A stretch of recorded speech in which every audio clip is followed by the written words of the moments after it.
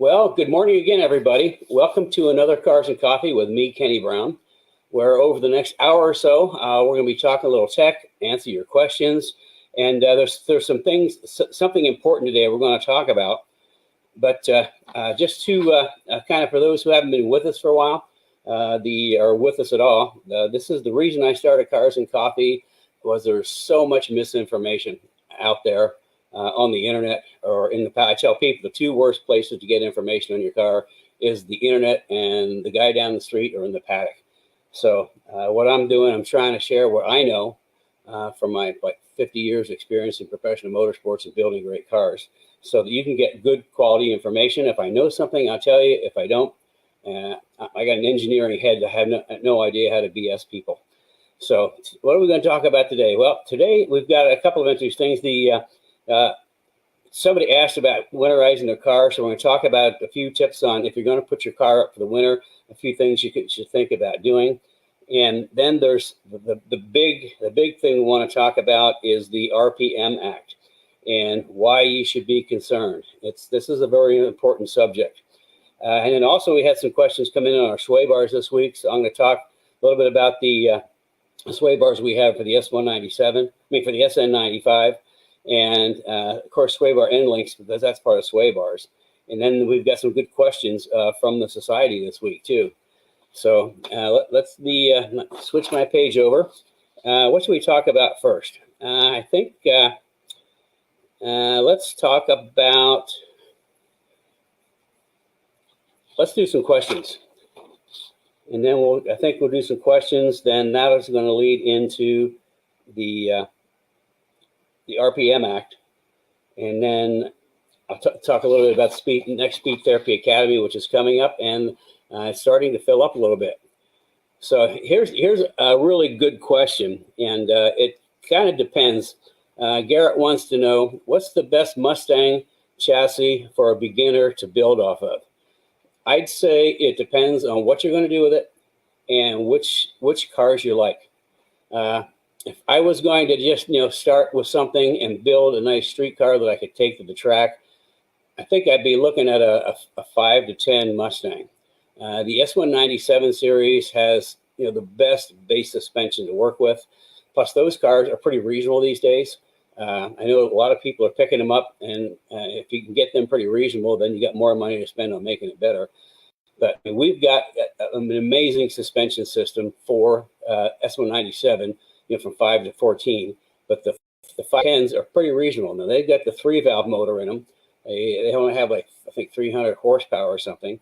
And somebody's going to say, well, if I get one, I'm going to drop a Coyote in. Well, yeah, you could do that. But me, I'm like Mr. Simple. I think about how I can keep things simple. So we've got the suspension, we've got the brakes, we've got everything to make that car really cool. And if somebody wanted more power, something that we did on Cliff's FR500S, which is a 2008, and we completely went through and did the latest 4.5 suspension with single adjustable JRZs, and the car is just amazing to drive. But on the power side, what we did is in 2000, the last year for the Mustang Challenge was 2010. I engineered 3 Mustang Challenge cars in 2009 and 2010, but the series stopped after that. So there was a place for them to race. The SCCA allowed them into the Pirelli World Challenge with some upgrades. One of those upgrades actually was my suspension, and the other was kind of like a top-end package from Ford Racing, which was heads, cam, intake manifold. And that worked pretty good. That would be a 2011 spec FR500S. So that's what we did with Cliff's car. We took it up to 2011 World Challenge specs. And we ended up getting like 380 rear wheel horsepower. You do the math, and that works out to be 440 at the crank. And we had 340 on torque, which works out to be somewhere right around 400 pounds of torque. So, without having to do massive changes, electrical systems, processor, all that, boom, we went up to the same horsepower basically as a 11 to 14 Boss Mustang. And it makes a grand car. A really great car. So if I was going to do one, I'd do that. Some other cars I think about doing is getting a Fox. And I love Fox Mustangs. That's probably where I started with Mustangs, with the Fox. But what I would do with a Fox is, we've got a lot of guys right now, or if you can find them, they're putting the IRS, the 99 to 04 Cobra IRS into a Fox, which I think would make just an awesome package. Because we've actually updated the bracketry. When we do the geometry upgrade on the carrier, we've updated the bracketry in the back. But we take that great big clunky mount off and throw it away. It saves weight and space, and we put a plate on there so it's hard mounted right to the frame rail. We've actually added some extra holes so that it will be a direct bolt onto most Foxes. I say most Foxes because there was a lot of variances. The earlier you get, the more variances they are, but it should be able just a straight bolt on. I think a Fox with an IRS in the back, our AGS 3.0 in the front, cane member and control arms, front geometry. And then, like I say, like a 347 Windsor, I think that'd be just an awesome car to drive. So those are my thoughts. SN95s are also good, but the problem with the regular Fox and SN95, the rear suspension is not very good. The roll center is like way high, and the geometry is just not there. That's why I would go to an IRS. But also, the other thing is, if you can find a 99 to 04 Cobra, that'd be a really nice car to work with too. Although they're getting a little harder to find, and the prices are starting to ratchet up on them. Actually, the prices are starting to ratchet up on Fox. It's really hard to find a good Fox. It seems to be really popular. So that, there's a couple of choices. As far as starting out, I think my first choice would be a 5 to 10 S197. My other choice would be a Fox with putting an IRS in the back, so the thing would just really handle. So there's some thoughts. Or a 99 to 04 Cobra, but like I say, they're getting a little harder to find and a little more expensive. So that's Garrett. I hope that answers your questions. If you've got more questions, you can set up a 15-minute consult with me. I do that all the time. If you need more information than I just shared, set up a 15-minute consult. We can talk about it. Okay, Herstifer had a question. Actually, he had a question that in our monthly alumni meeting for the Speed Therapy Academy, which was this past Wednesday. Herstifer had a question. Herstifer is our alumni graduate of the Speed Therapy Academy from Bulgaria. He got up at 2 o'clock in the morning every night to attend the academy. But his question is, after 3 seasons on track, he's got a S550. He never changed the coolant. His engine temperatures rose so quickly after 1 lap that the car started to pull out timing in the ECU over 220. Have any advice on what he can do to solve the problem? Will new coolant water be a solution, or thermostat, oil cooler, radiator, airflow? Okay, I always would go to the simplest thing first. The simplest thing would be a better radiator, and those who have been with us for a while know that we've got our triple pass radiator, triple thick, triple pass, pulls a lot of temperature out. I mean, it pulls like, let's see, we had one customer with a GT350 Road America, took almost 30 degrees of water temperature out. So that would be the first place I'd go.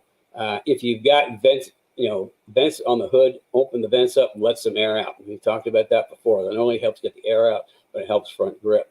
And then if the coolant's been in there for 3 years, it might be time to not only change your coolant, but I'd go ahead and see if you can get a lower thermostat. I'm not sure what thermostat comes in them. I'm guessing probably around 190, but I'd see if you can get like a 180 or 170 thermostat, so the thermostat opens up a lot quicker. But after that, and then I'd go to the oil cooler last, because that's a lot of work. I'd start with the easy things and then move on from there. And then this is another question that Bill sent in. He said, BP has a new product named Stay Frosty. Do I have any experience with this type of coolant? And the answer is no. However, I hadn't heard about it, so I looked it up, and it's pretty cool. I mean, it is a summertime coolant for racing. There's no antifreeze in it, so there's no thermal protection for freezing. But it's a coolant specially formulated. I'm guessing it's kind of like we always put for track cars during the summer, pure water with at least 3 bottles of water wetter. So I'm guessing it's pretty much the same sort of thing that comes pre-mixed. I looked it up. It's about $29 a gallon, but it's supposed to, again, take 20, 30 degrees of water temperature out. So, I mean, that might be a really another good option for, especially for track day cars. It's something now that I know about, I think we're going to look into and maybe start using next season. It's from VP Racing, and it's called Stay Frosty. And VP Racing has been around for a while. It's a really good company. They got great products. So there, I kind of answered two questions in one. And then let's see. Well, this is Jake's question. Kind of leads into what we're going to talk a little bit about today. When storing my race car for the winter, what should I consider in terms of fuel in the tank? I primarily use 93 octane pump gas. So I put a fuel additive in like Boostane or Torco or 101 octane race fuel. So I drain it, add another additive to protect it from ethanol. Here's my recommendation, and then that's going to lead right into some other things that we can talk about if you're going to put your car up for the winter. Make sure the tank is completely full with fuel stabilizer. You can get that in most parts stores. You want to put the fuel stabilizer in first, fill the tank up, and you can stick with the 93 octane because the stabilizer will keep it fresh. And then also be sure to run the car for a little bit so that the fuel stabilizer mixture in the gas gets into the whole system, whether it's a carburetor or fuel injection. But you always want to keep it full. And the reason for that, if it's not full during the winter time, with cooler temperatures, actually a little frost can actually build up on the top of the gas tank, and that frost turns into water, and water gets in your gas. So you always want to keep it full with the fuel stabilizer. Now, some other things, if you're going to put your car up for the winter, that you want to think about is certainly you want to have it stored in some place that's dry. If it's temperature controlled, that's better. If it's not, that's okay too.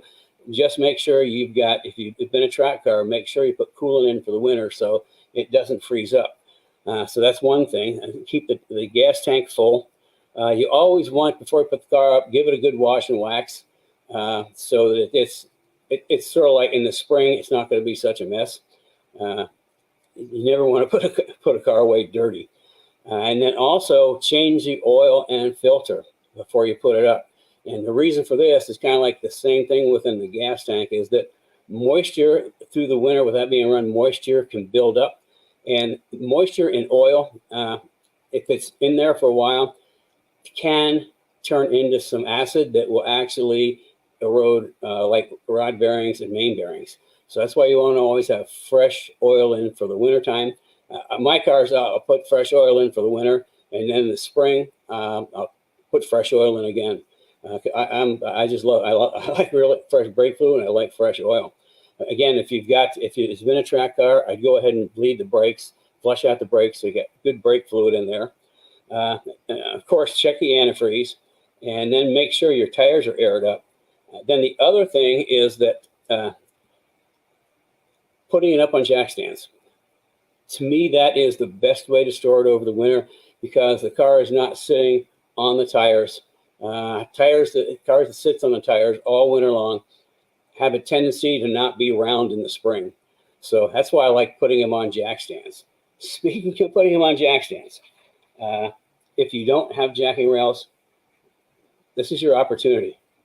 I started putting jacking rails on Mustangs in '86, one of the Celine endurance cars, because we need to, like 24-hour race, you got to like jack them up, change tires, change brakes, and we put jacking rails down the side so we get one whole side of the car up at a time without having to really fuss and muss. But what we did is on the jacks, once we figured out where the jacking rail was on the jack, we put a piece of tape on top of the jack so we can push it into where the tape lined up with the edge and jack it up when you have to look. Just push it in and jack it up. Anyway, this is a jacking rail for, this actually covers a lot of cars. This is for the, and it's a long one. This is for the Fox S197 and Gen 1 Mustangs. So S197 Fox and Gen 1 all take the same jacking rail. And our jacking rails are silver zinc plated to resist rust. And also, Jackie rails need to be welded in, just simply because Ford doesn't bolt the cars together. They weld the cars together. And what we do is, scrape, we just need to do some few stitch welds along the pinch weld. And then after that, you want to go over them with some undercoat or something to protect it. So, what burns off doesn't rust. Another reason we use the plating versus powder coat. Two reasons we use the plating versus powder coat. First of all, when you weld it doesn't make noxious fumes like powder coat does. And also, powder coat, you start jacking it up a lot, and at some point, it's going to chip the powder coat off. When that's gone, it starts rusting. So that's why we use the silver zinc plate. And SN95 has a little bit different jacking rail because the pinch welds are different. And we have these little holes in here because the little buttons that hold the rocker on. So this is for the, there we go. This is for the SN95. And we also have jacking rails for the 550s. Now, the 550s are the only jacking rail we have that bolt in. And the reason for that is there's a really handy place, front and rear, that's secure the frame to bolt them in. You're trying to do something along the pinch weld is not as easy as the previous cars. So that's why we came up with the bolt in just for the 550 cars. And it's like super easy. But anyway, you got jacking rails on there. It's an easy place to jack up your car. Plus, you put your jack stands underneath it. And there it sits all winter long. So there's a couple of tips. Now the other, let's see, down my list. Can I interrupt you for a minute, Kenny? Sure. Of course, I always do. So when you were holding up the jacking rails, because of your camera angle, it looks like it was a curved. It's a completely straight stick of steel. Can you hold it up like vertically so you can see that it's straight? Because it looked really curved. Which one? Either one. Both of them looked curved. See, straight. So it's just a camera angle that was curving them. Okay, cool. That's all I wanted. Okay, now some other things. Your battery. Hello? Oh. You want to take a look at your battery. If you see kind of like just a teeny bit of a film on your battery, that's acid, and that will drain your battery. So what you need to do, you need to take a look at your cable, the cables, both the battery and the battery top itself. If you see a little bit of, just a little teeny bit of film on there, or if you've got a little bit of corrosion on your battery cables, just mix up some baking soda and water and pour it on top. And if you've got corrosion on your like the positive or negative side, absolutely undo them. You can pour the baking soda and water on. It'll just fizz and bubble and neutralize all that acid, so you can just wash it off with plain water. And then if you do have any crud on there, just kind of use a wire brush or something, get that off of there. And you want to leave your battery unhooked through the winter. Now the best thing you can do is get something that's called a battery tender. You can look them up online, and it's a teeny battery charger that hooks up to the battery that actually puts a really small charge in, but it's got electronics in it. So when the battery gets below like 12.4 volts or something like that, it'll charge it back up. So keep the battery fresh all winter. If you can take it out and stick it in a warm place, that's even better. But you can leave it in the car. Be sure the negative cable is unhooked, so that you don't drop something and hit the negative cable and spark. So you want to have the battery unhooked, make sure the top is clean with baking soda and water, and make sure the terminals are clean. And then in the spring, what you might want to do, there's these little tools that I should have got mine out. Little tool that you can clean the battery terminal tops with, and also the connectors. And when you start over the spring, if it's an older style it can still pop the lid and see water, make sure that the water is above the plates. And if you need to fill it, don't overfill it. You want just enough water to cover those plates, and you need to use distilled water. So that's the battery. Let's see what else I've got on my little list here. Of course, you want to keep all the windows closed. And something that some people do, they get like the baking soda freshener packs or baking soda, and they'll stick them in the car in the trunk, just so that it kind of keeps from getting stale. Now, here's a question that always comes up is like, should I start it through the winter? Okay, my philosophy, if it's me, I would say no. because the problem is if you start it, you have to let it run long enough to get up to full operating temperature and run at operating temperature for a while. If you don't, if you just start it up and let it run for 5 or 10 minutes, what's going to happen? You're going to get moisture, like in the exhaust system, and you're not really going to get everything up to temperature. So, I mean, if you're going to do that, be sure you run it for, I'm going to say a half hour to fast idle. Otherwise, you know, you really don't need to do that. You got fresh oil in there. You got the gas tank full with fuel stabilizer. I think it's good to go to the spring. So at least that's my personal opinion. So you've got a whole bunch of questions answered at once. Now we're going to get into the big topic. The big topic is the RPM Act. And this is super, super important. What the RPM Act stands for is Recognizing the Protection of Motorsports Act. What is going on? The EPA is going crazy. The EPA wants to make it illegal to turn a street vehicle into any kind of race car or track car. They want to get rid of all aftermarket systems like superchargers, tuners, exhaust systems. Let's see. I'm just reading down my little thing here. I think Carrie can put the first page up from the, there we go. And what you need to do, you need to get hold of your congressman, your senator, and you need to, you know, there's some form letters out there. I'm sure we can post some of this stuff up so you can do some form letters. But along those lines, I want to put a special shout out to Greg Drake. Greg actually he's done 3 really cool things. First of all, he's joined the Speed Therapy Academy, so he's going to be a Speed Therapy Academy member. And secondly, he bought the new 4.5 suspension system. It seems like we've got a lot of people joining the Academy and buying the 4.5 suspension because Academy members get 10% discount on Kenny Brown products as well as Bear Brake products. And also the Academy members and alumni, if they buy their brake pads from us, we get them pre-bedded for free for them. So, but Greg did 2 cool things there, 4.5 suspension and the Academy, but he also sent a letter off to his senator, Ted Cruz, and Ted Cruz sent a really nice letter back. So I don't know if we can get those posted on our Facebook or not. But here's the thing, when links are up there, get on the list, you know, get a hold of your senators, and plus we'd like to get at least 5 of your friends involved. I mean, the only way to stop the EPA that's out of control is through legislation, and this bill has been worked on for a long time. SEMA started it, and it's getting a lot. I mean, the more letters we get in, the more representatives and senators, the higher chance it has of passing.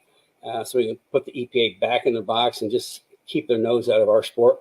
So it's really, really important. Like I said, get 5 of your friends to also send letters in to their senators and congressmen about the RPM Act, and we'll have some links that makes it easy for you.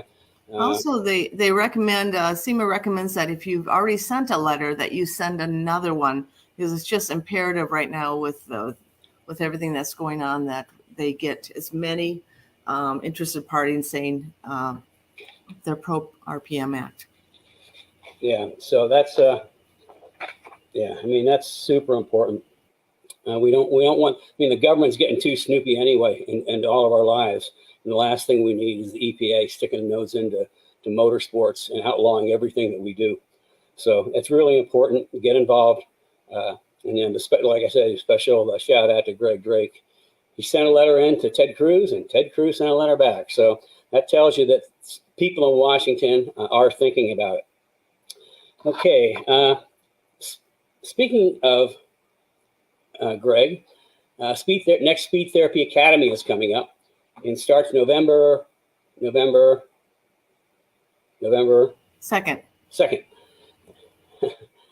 Always need a little help.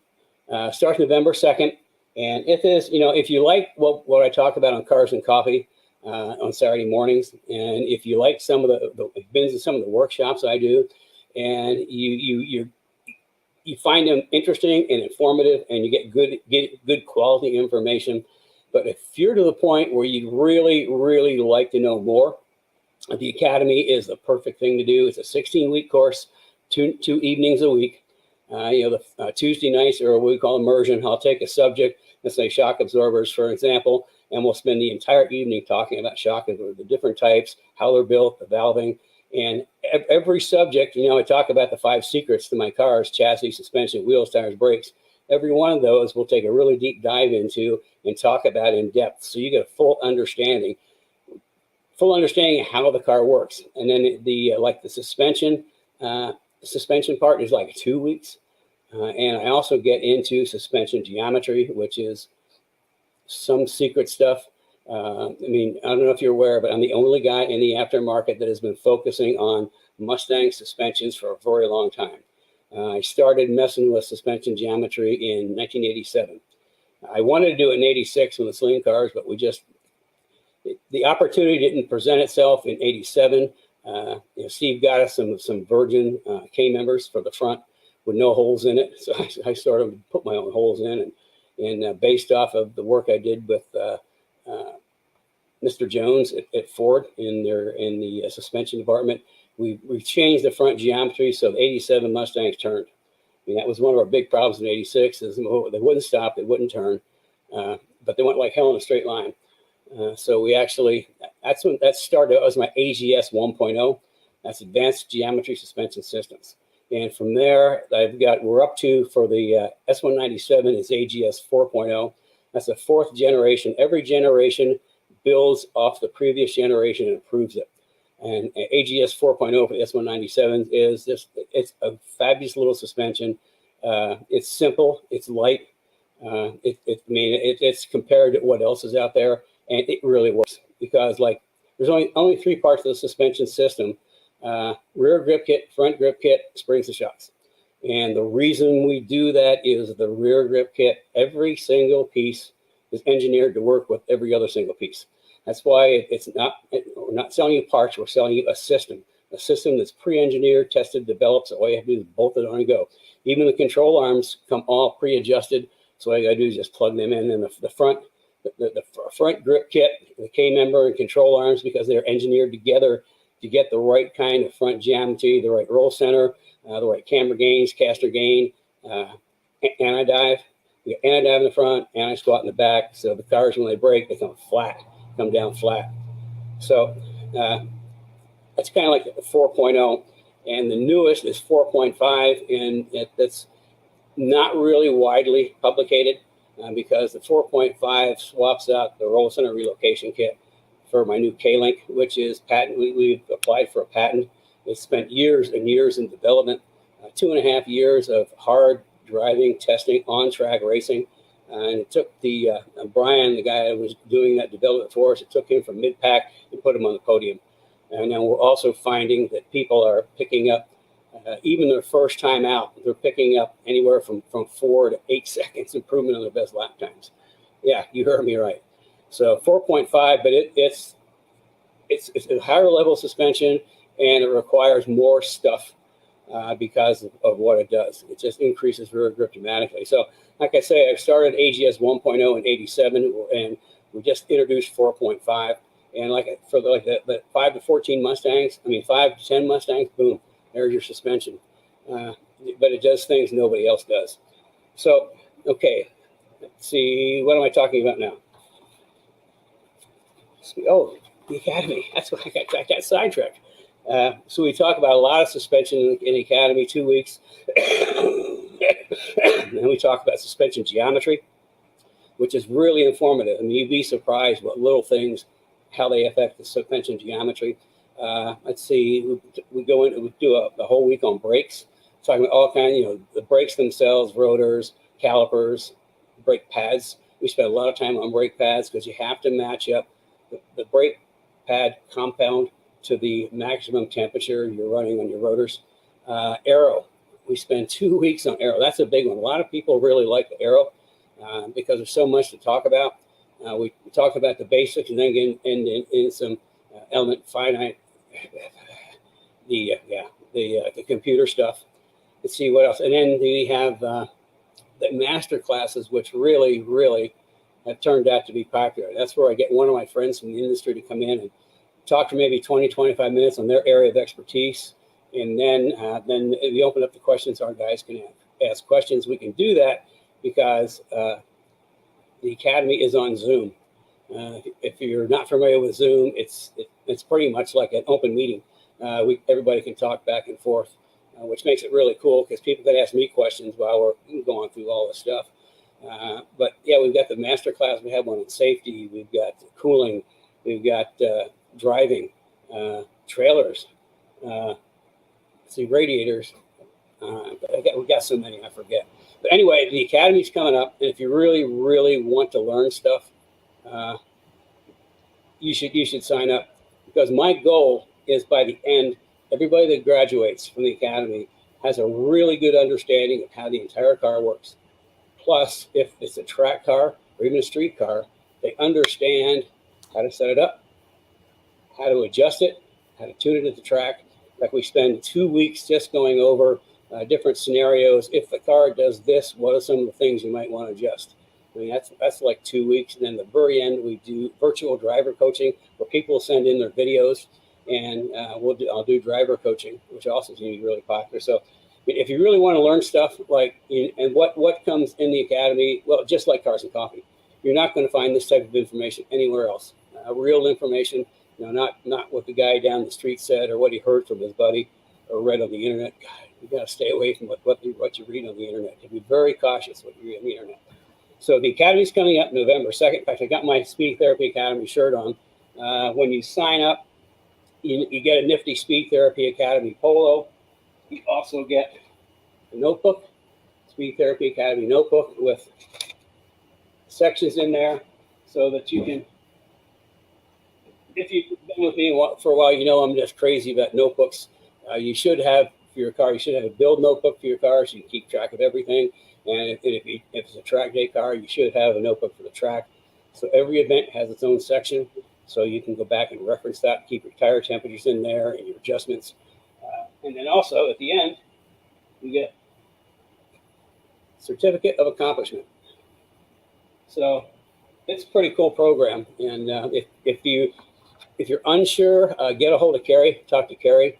We could even set you up with some of our graduates, Speed Therapy Academy graduates, and they can tell you, what a huge, great value it is. Like I say, the information that I teach, you're not going to find anywhere else. And this is information based off of my experience. Not something I read, not something I heard from somebody else, but things I actually have physical experience with. Okay, let's see. We've got through our questions. Oh, I forgot to say, if you've got questions, you can send them in.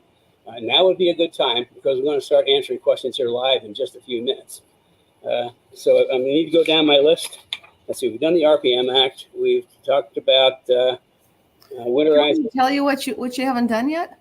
What?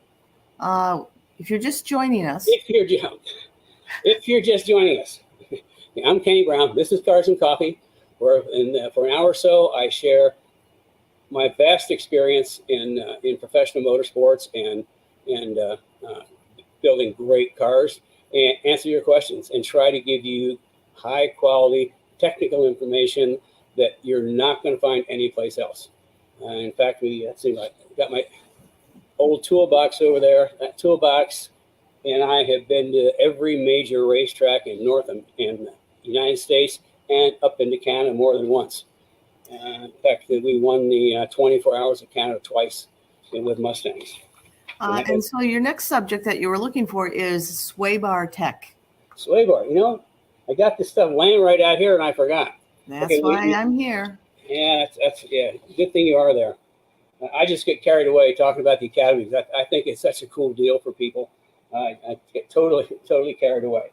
Okay, we had some questions on our sway bars for SN95.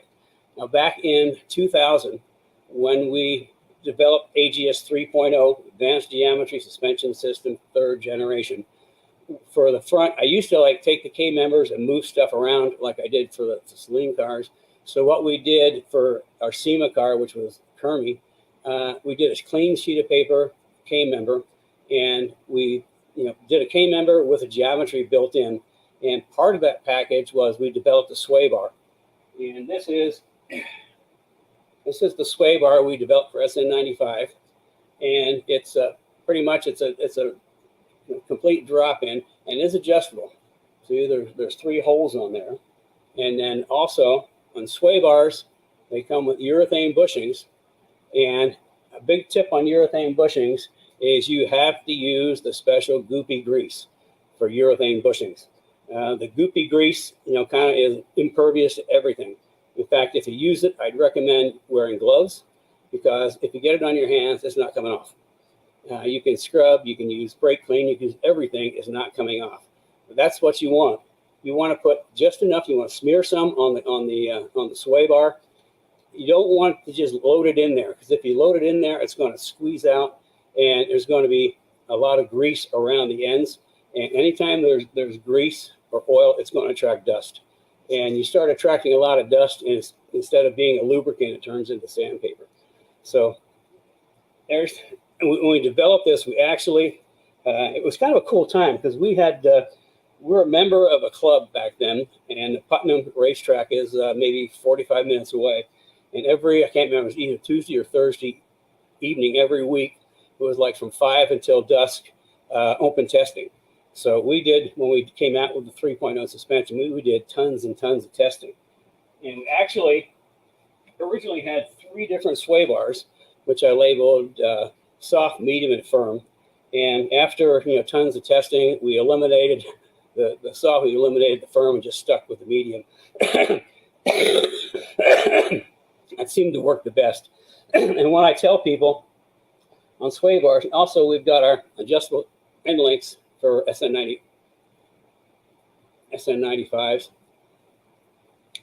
And we've got this, we've got a rod end. If you saw those 3 holes on there, so we can just, I always tell people, always start the middle hole. Get your car dialed up, and we'll talk about this in the academy. You do your tire temperatures first, you make your camber adjustments, and then you start, and then if you need to, then go to like shocks or sway bars.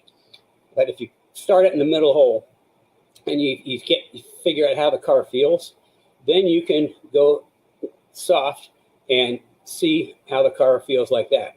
And what you do is, as soon as you get back, you take your impressions and write them in your notebook.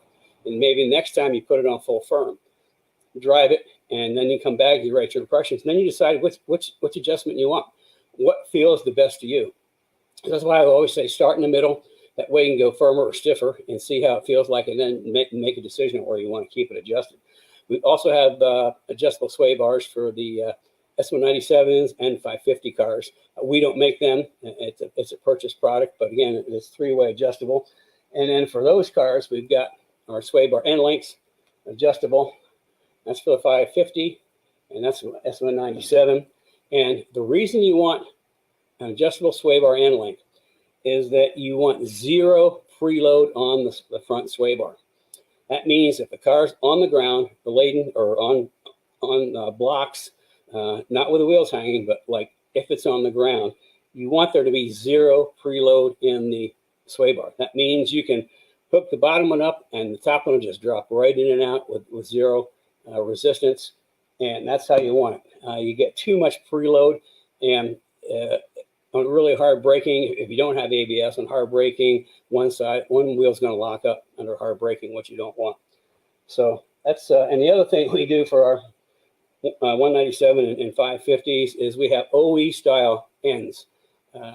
We've had some people use, like, we have to use a rod end for the SN95 because that's pretty much all that's available.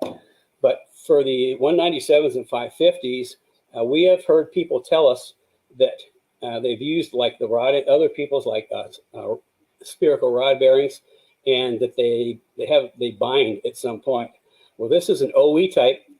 It's not going to rattle. It's not going to clang. Plus, there's a little zert in there, so you can put a little grease in there. So it's going to last a long, long time, and it won't wear out like a spherical bearing.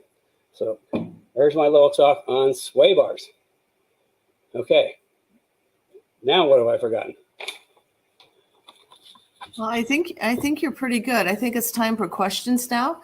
I kind of chuckle because Brian West, who is one of our Speed Therapy Academy members, back when you were trying to figure out what you're talking about, said sway bars. He knows exactly what you're supposed to be talking about. So yeah, Brian has got to be one of our star students from the academy. He's always there. He always pays attention. He's got a Roush with a with our 4.5 suspension, and we found out something weird on this. Where we got strange building SS197 shocks, so we can get a coilover on the back, because when we go to K-Link, we got to really increase the rear spring rate, because it just generates so much grip. To balance the car, we got to way up on the spring rate. So we've got this Strange did kind of something funky on us that we weren't aware of. We're working that out, and Brian's helping us with that. So thanks for saying the way bars. Even though I was laying right here, I would have forgot. Okay, do you have any more questions? No, we do have questions coming in. So right now, if you want to ask any questions, this is a good time to add it to the chat. And I'm going to start with Dylan. Dylan asked, actually, Dylan just signed up for the Speed Therapy Academy, Kenny. So yay. So he said, I tried to submit the letter for the RPM Act, but it claims my address isn't valid. Should I just call my legislatures? Yeah, I mean, you could do that. I'm sure we're going to have some links up there that will help you.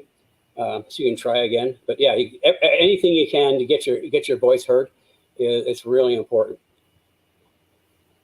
So thanks, Dylan, for doing that. That's important. Dylan has a couple more questions here. Just a quick question. Do you go over the roll cage design in the class? Actually, I guess yes. In fact, I think that's the first thing is when we talk about chassis. I talk about chassis and how you need a stiff chassis. Race cars have super rigid chassis. We actually go through and talk about, there's some designs in there on like for a sedan. We also get into monocoque, which was just, came into existence when I started racing way back. When I started racing, all there was tube frames, and then we went to monocoque and even get into some carbon fiber. So we go through that pretty comprehensive on the chassis part. So the answer is yes. Okay, Dylan's next question is, I won't lie, but I got that binder, and that's the Speed Therapy Academy binder. I was very impressed with the quality and the checklists that were included in it. Thank you. That's awfully nice. And Kenny puts a lot of work into what he includes in there. So yeah, every academy I try to add more stuff. I do in between. I'll run across things. Oh, I need to put that in the academy, so I'll throw that in a file, and then it ends up being in the next academy. Roy's commenting back to winterizing your car. He says, I have this unit and believe in running it through the battery once a year, as it has its own conditioning feature, 20 amps ProLogic battery charger. That's what it's called. Good. Yeah. I mean, yeah, that sounds like a good piece. Not familiar with it, but I mean, just from the title, it sounds like it's a good thing. Yeah, so 20 amps isn't so much it's going to cook the battery. So it's a ProLogic battery charger for all those out there that are interested. Roy has a question. Here we go. Hello, Roy. Good to hear from you. Hope you saw our piece last weekend on the Explorers we did for you. Roy says, I have this unit. It's a 20 amp ProLogic battery charger and believe it's running it through the battery once a year, as it has its own conditioning feature. Okay, so same thing. That's so there's two endorsements for the ProLogic.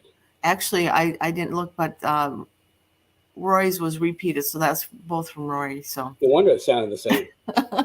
Exactly. Just comment here. Diesel fuel will take it off. Not sure what that's. Oh, that's in reference to the grease on your hands. Also, WD-40 will too. That's about the only thing that gets it off.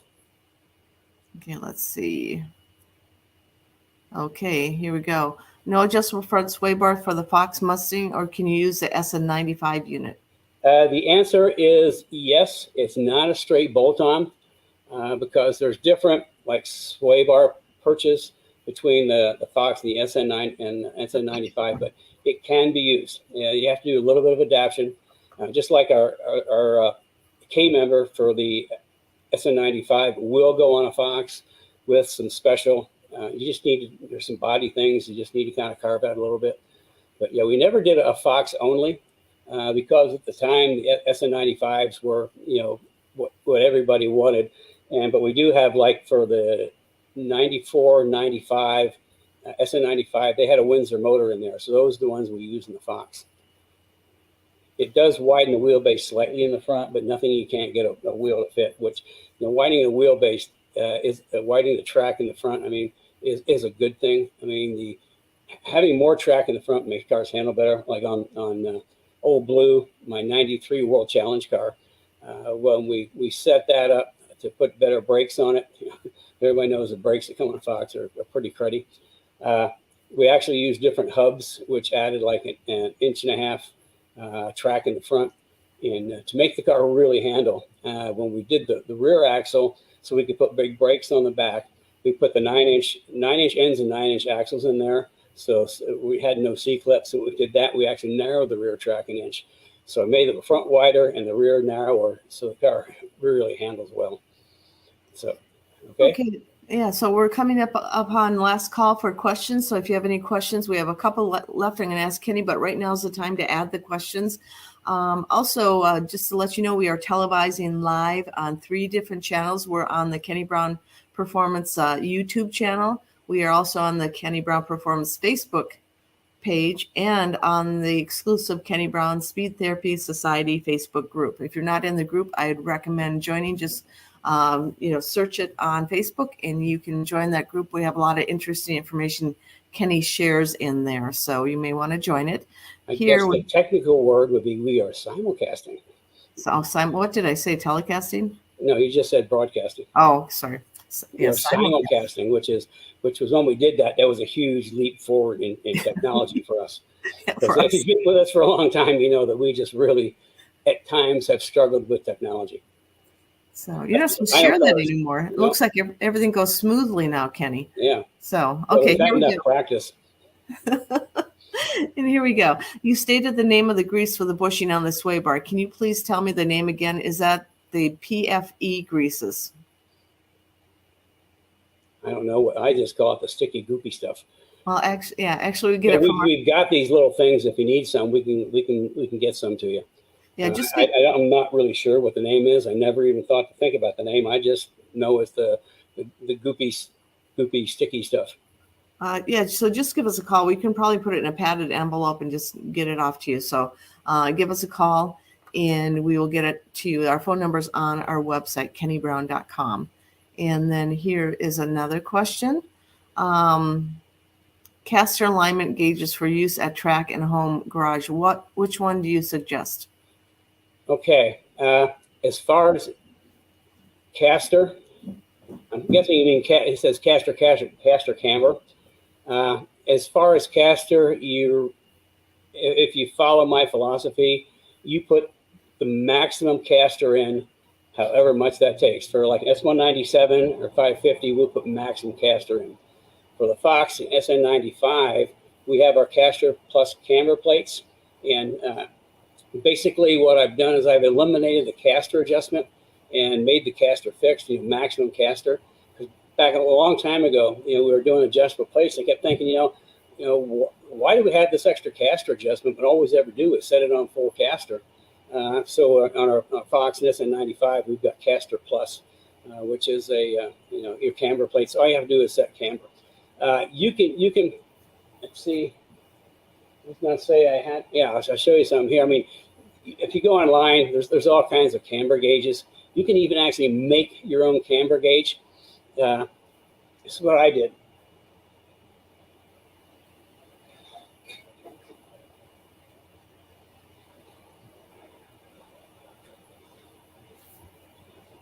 Pretty simple. I got like a carpenter's level, and this is one of the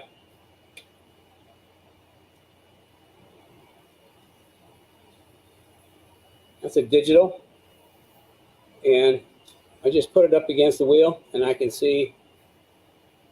Looks like I got a low battery. I just made this up. I got some long 1/4-inch bolts, drilled some holes, and I made a camber gauge. You can if you go online, there's a lot of different ones. There's some really expensive ones, and there's not so expensive ones.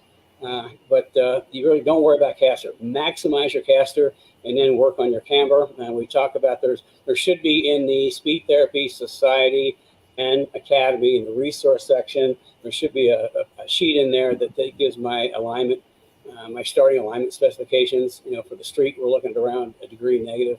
For the track, 2.5 degrees. If you're running more than 3 degrees at the track, you got a problem. First of all, under braking, you got no tire.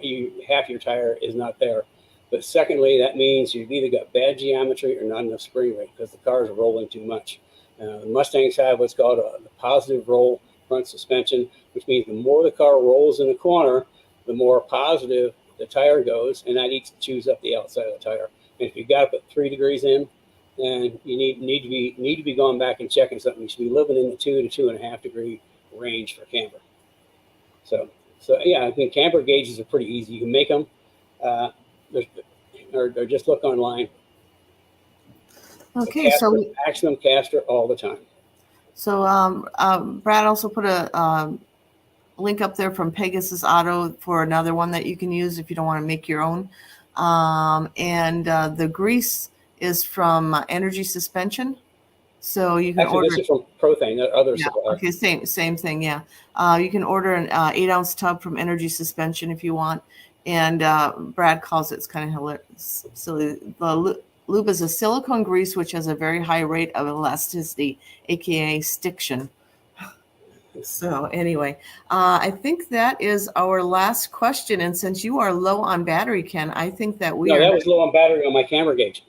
Oh, not my computer. Okay, so last call. I'm going to go back to adding a lot of caster. The reason we do that, the reason I do that, is it has a pretty significant impact on front suspension geometry, and we'll talk about that more in the academy. But it helps the camber curve. It helps turn in. It actually helps improve anti-dive in the front, which you wouldn't expect. But I show that in some graphs, just how adding more caster actually improves your anti-dive in the front, which all boils down to good turn in. So I just thought I'd throw that in there, a little teaser for the academy. Okay, and we also Brad added the your alignment chart too. So if you're interested in knowing his alignments, just look in the chat. You'll also find it if you're one of the Speed Therapy Society Facebook group members. You will find it in the Speed Therapy Society Facebook group, or obviously if you're a Speed Therapy Academy member, it's full access to you. So that's where you can get them. And like I say, there's a street setup on there, and you typically start with 2.5 degrees negative for camber on the front at the track. But from there, you have to use your tire temperatures to adjust your camber so you're running the right amount of camber. And again, that's something else we get into the academy. We've also covered that a couple of times in Cars and Coffee. But you really need to use your tire temperature probe to give you the information you need to make an informed decision on what to add more or take camber out. So I think, Kenny, that is it for questions. If you, again, this is very last call for questions. If you have anything, add it here. Otherwise, Ken, I think that we are good to go. We do have a special announcement that we're going to be making in 2 weeks, so make sure you join us then. Yeah. It'll be pretty interesting. You'll be excited about it. So again, we're excited about it. Yeah, it's a special announcement. And is it 2 weeks, Carrie? Yep, 2 weeks. Okay. 2 weeks we will make it. Let me check one more time, see if there's anything here. We did add a link for the 15-minute consult. We didn't add that earlier. So if you're interested in talking to Kenny about anything specific or any tech questions, or you want him to help you create a build plan for your car, just click on that. He offers free 15-minute consults, which is unheard of in this industry. Kenny, I don't know what we're talking about next week, unfortunately. So it's going to be a surprise. If you want, send in what you'd like me to talk about. Because like I say, I talk about what you guys want to talk about. Everything I talked about today either came from an email or a phone call in. And so, yeah, that's what you want to know about. I'll talk about to the best of my knowledge and experience. Like I say, what's really cool about our program, first of all, I think we have the best products, dollar for dollar, the best products out there.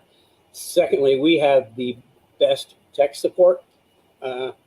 When you call in to figure something out, if you're running our stuff, you're not going to get a parts guide that's going to like read from the catalog for you.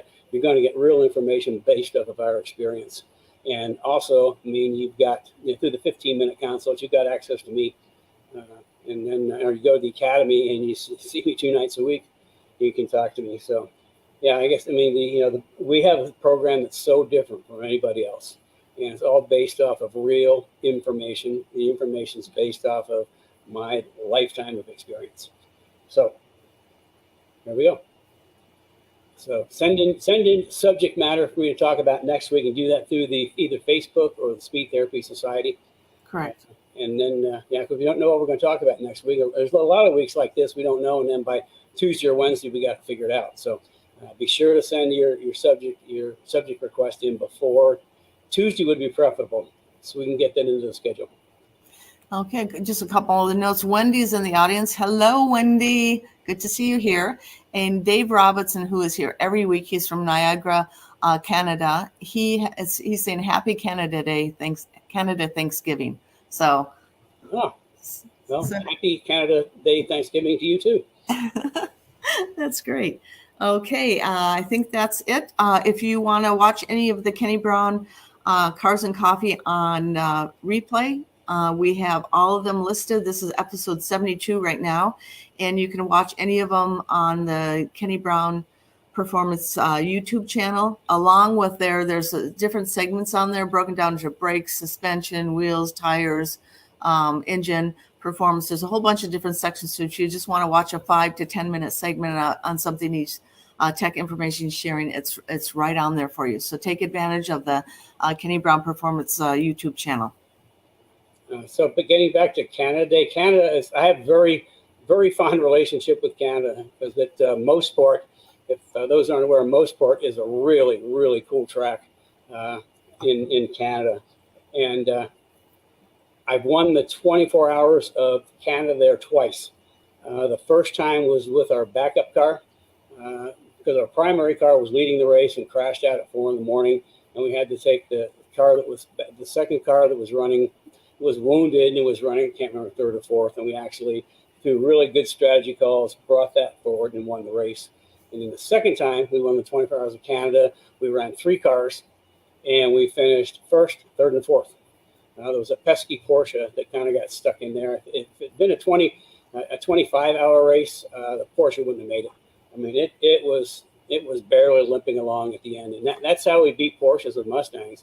Is the Mustangs are like rock solid. I mean, we could actually just run the F-11 piss out of them for 24 hours, and they wouldn't let us down. And that's that was kind of like if you're running hard from the green flag all the way to the end, you mean then anybody else has got to run with you if they want to stay up. So, also that was my late son Paul. That was his last professional race before he passed from cancer. And he actually, it was in, I think, August maybe. He was diagnosed with cancer earlier that year in 2012, and he hadn't been in a race car since the previous October, I think. And Justin Bell was the driver we were using, and he couldn't make it because of his commitments to TV. And so Paul decided he was going to try. He had a backup driver just in case. He barely made it through the 2 practices in qualifying. You got to remember, he has stage 4 cancer and not really, he couldn't take any pain meds. And he during the race, he started, I can't remember, 7th, 6th, 7th, 8th, somewhere back there, because he just was out of, hadn't been in a car for a long time. And he actually drove through the field to put himself on the podium for his last professional race. And I should probably show the picture sometime of that, which is a pretty touching moment for me. So that's why Canada, I have such good memories with Canada. So okay, we have one last minute question coming in. Jason Pittman just had to join us late. So Jason, thank you for joining us. And here is his question, Kenny. Let's put it up here so you can look at it too. I have an older rear suspension on my Fox body with a panhard bar that doesn't mount to the trunk. I currently have spherical bushings in the diff. Is this a bad idea? Spherical bushings in the diff. I'm trying to figure out what you mean by that. If you've got one of our older suspensions, the what's called Track Kit Plus, with the axle brackets and the panhard bar that lowers the roll center, hold on to that and keep it in good shape, because we haven't brought that product back since we started making stuff again. And it was kind of revolutionary back then. We were the first people to put a panhard bar on a Fox Mustang. And the purpose of it was not to center the axle, because again, this comes up in the academy. The Fox and SN95 have what I call a double splay rear suspension. They got front control arms point one way, lower control arms point another way. So the axle is self-centering. It doesn't need anything to center it. So we don't use the panhard bar to center the axle. What we use it for is to defeat the factory roll center and introduce new lower roll center. And where the panhard bar crosses the center line of the car is your roll center. And we put the panhard bar all the way down to the bottom of the differential, which up until my 4.5 suspension was the lowest you could run a roll center on a live axle car. And back in a long time ago, in the Trans Am days, we would take and mount a Watts link to the bottom of the differential. And it was easy to hook that up because it's an underslung chassis. So we put a Watts link on the bottom. The Watts link is the best way to locate an axle. However, wherever that center pin is your roll center. And if you mount it on the back, you really can't get the roll center very low. So we put it on the bottom of the differential. And that put the roll center at the bottom of the diff. Well, it's a little impractical for the guy to do it at home. So that's why we in our Track Kit Plus, we added a roll bar and put all the way to the bottom of the differential. So it moves the roll center down from, I think it's like 18 inches high all the way down. So the cars really handle a lot flatter. The trick is, though, because we're not using it to center the axle, it has zero preload on it laden, which means on the ground. You have to be able to slide one bolt in and out. If it's got any kind of preload, it's going to fight. It's going to fight with the control arms. So it does really good things. But we had back then, one of the reasons we haven't brought that back, so many people wouldn't read instructions, and they wouldn't have the panhard bar adjusted correctly, which would put preload. And if you're preloading, you're putting strain on everything. So anyway, we kind of got off on a subject there. But we also carry that lower panhard bar over the S197s. Okay, I think it might be a little bit of a different question. Jason, if Kenny's not specifically answering your question, just schedule a 15-minute consult with him. There's a link in the comments here, and you can also find it on the kennybrown.com website. Here's some guesses to what he's referring to. Brad says that I think he thinks he's referring to the rear upper control arms where they mount to the axle. He needs to change the back to rubber. Does that make sense to you, Ken? No, having spherical bearings is the best. Because rear axles need to move. They need to be able to move freely. And that's why we use, like in the 197s, it's super high quality Teflon lined spherical bearings. A lot of people go right to putting like urethane bushings. Urethane bushings in the front suspension is fine because the control arms are moving up and down. Perfect spot for them. But in the back, they're only good if you're drag racing and going in a straight line, because then they're just moving straight up and down. But if you try to put it on like a track day car, what's going to happen is they don't twist. I mean, you can just bolt one end up and try to twist, and it won't twist. So what happens is the car's going to roll, and then the axle is going to roll with it to a certain point, and then it's going to bind. It's not going to roll. As soon as it binds up, you have no rear suspension. Back of the car gets loose. So I mean, rod end spherical bearings are good. I mean, that's the best thing you can put on a rear suspension. Okay, so here's Jason explaining a little bit more, and I think you may have just answered that question. But he says he's getting some bind, and then he added the upper bushings that are in the rear diff that mount the upper control arms to the diff are spherical instead of rubber. Yeah, I mean, if you're getting bind with a spherical bearing, you need to take a look and see where it's starting to bind. But yeah, I mean, like I say, spherical bearings are the way to go. And that allows the axle to move. I mean, the axle has to move freely. Otherwise, like I say, if you got like urethane bushings, it binds and the back of the car goes away. Which kind of reminds me, back we ran the sling race cars for 2 years. In '87, we won all 4 national championships with those cars. And at that point, you know, my commitment to Steve was that I told him if we had the right people and money, I'd try to win him a championship in 3 years. Actually, we won 4 championships in 2 years. So at that point, you know, we kind of split up, and the people he had that took over the cars kept saying I had no idea what I was doing. I was, you know, I didn't know what I was doing. You know, just won 4 national championships. They took the cars to Detroit and they put urethane bushings in the back. And I guess the first time they went out testing, the cars were totally undrivable. So it just goes to show you, don't comment on somebody's abilities until you can do better than yourself. Like I said, I mean, why would somebody completely take apart cars that just won 4 national championships and start over? That somehow I have a real problem with that. Okay.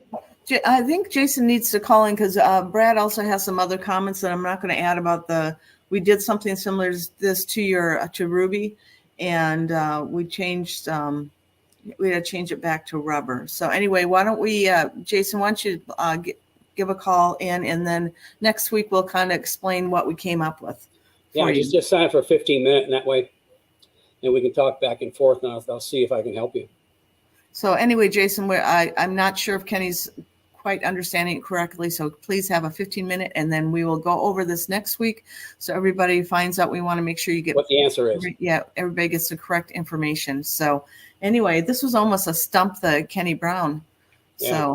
So anyway, I think talking one-on-one will help a lot. Okay, cool. And I think this is the end of our show, Kenny. Okay, well, I thought we were going to get off early, and here, like usual, we're running overtime. That's fine. I'll keep going until there aren't any more questions. I don't have a problem with that. As you figured out, I don't mind talking. In fact, sometimes I talk way too much. So anyway, well, that's it for this week. You think? Okay, cool. Send your suggestions in for subject matter for next week, and also so you can send your questions in through the Society or Facebook, because as you see, I pulled 3 questions out that came in. They either come in through the telephone or through email or through the Facebook. And so, yeah, send them in. I'll do my best to answer them. So with that, I guess we're going to wrap up today. It looks like it's going to be a pretty decent weekend here in Indianapolis. So we're going to get, well, I was going to enjoy the afternoon, but our youngest granddaughter has her 6th birthday party today. So our afternoon is spoken for. Well, you'll still enjoy it, though. I'll still enjoy it, yeah. Okay. So anyway, take care. Have a good rest of your weekend. And I guess we will see you all next week. So have a good weekend. Bye, everybody.